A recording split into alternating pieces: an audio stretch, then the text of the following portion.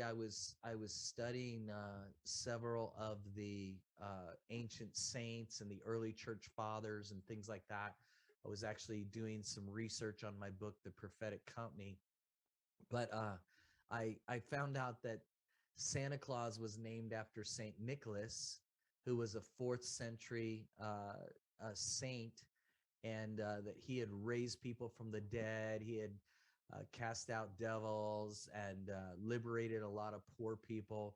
But he was often called the patron saint of children because he solved a child trafficking ring of his day. So children were being smuggled out in pickle barrels, and no one could figure out who was doing it or how they were doing it. He had a prophetic dream that revealed what it was and how they were doing it. He turned it into the authorities, and they broke up that trafficking ring. So one of the reasons that St. Nicholas got the name Santa Claus was because of his ability to rescue children out of poverty using both money and supernatural means. Well, when I Wow. read that, I was like, everything I read in history, I feel like is part of my destiny and my legacy. Like that's my family inheritance. Everyone who is in Christ is part of my family line. And the blessings of God are stronger.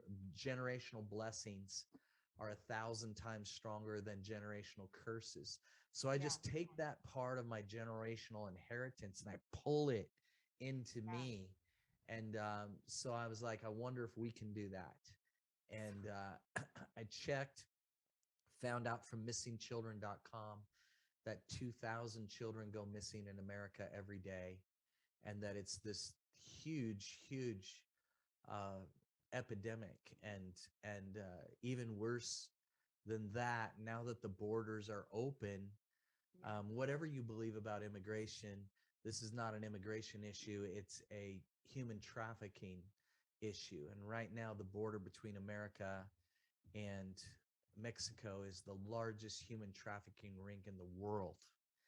And so we're just like, we can stand around all day declaring prophecies, and we can stand all day, you know, binding the spirit of child trafficking, but that doesn't seem to be working.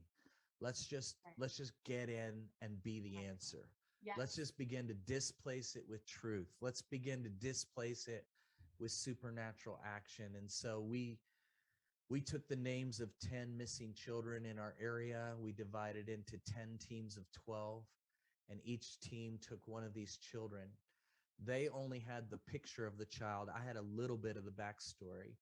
And so one of the teams got the correct information on who took this girl, like their names, and then the make, model, and color of the car that took her.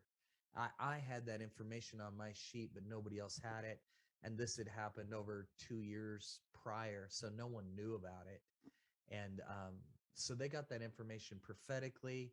They began to pray for the release of this child, and we prayed specific things. And 2 days later, that child was found according to exactly what our team had prayed. Well, a police chief in our city, a police sergeant in our city, came to me and he said, "Hey, I heard that story about the missing children. I have two missing children right now."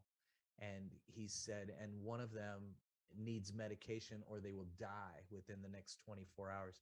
And he said, we have no clues at all. Now, Wow. he was the son of our senior pastor. So he's a police sergeant, but he's also familiar with the supernatural. So a little team of us in the office prayed there. We got some clues, and those clues led exactly to both those children. They were both rescued within the next few hours. Well, Crazy. that word got out, and the whole Finders ministry within the next about year and a half started going viral. Wow. And we get requests from private investigators, then FBI, then Homeland Security, then presidential cabinet members, meeting with us and so forth. And And so it went for a while there. There were about 4,000 people that were involved organically in the Finders program.